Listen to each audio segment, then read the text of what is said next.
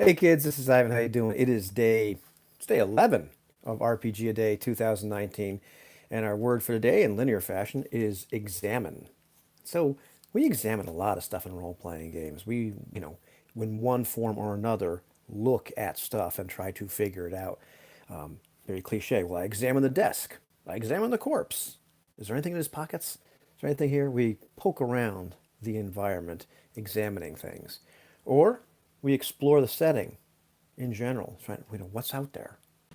Or maybe what we're doing is we're examining what it's like to be this character in this setting, in this situation, because we're not them. And, some of us really enjoy jumping into that and trying to figure out, geez, what is this really like?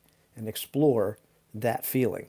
Sometimes we examine a premise in great detail in the game, like the game Sorcerer by Ron Edwards, right in the back of the book says, how far will you go to get what you want? And in a very real way, that's what this game is examining. And it puts you in this position where you have access to power, but in order to get what you want, you may have to do some things that maybe make you feel a little bit icky inside or make you kind of shudder. And that's part of what this game does. It lets you examine that premise, in great detail. And sometimes what we do is we end up examining our own reactions to the fiction. Do we have, bleed in from the character experience? Do we look back at the session and say that it affected us in some kind of emotional way?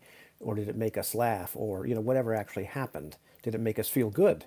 Did we realize something about ourselves because we played that game and the way, we played our character and the way things happened?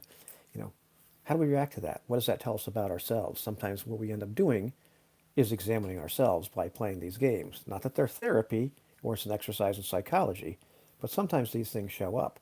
So it's been my experience that one of the great things about role-playing games is, you're always examining something all the time. You're always finding something out. And to me, discovery is part of the thrill of life. And so why not play a game which allows you to do just that? Have a good day, kids. I'm examining how to end the broadcast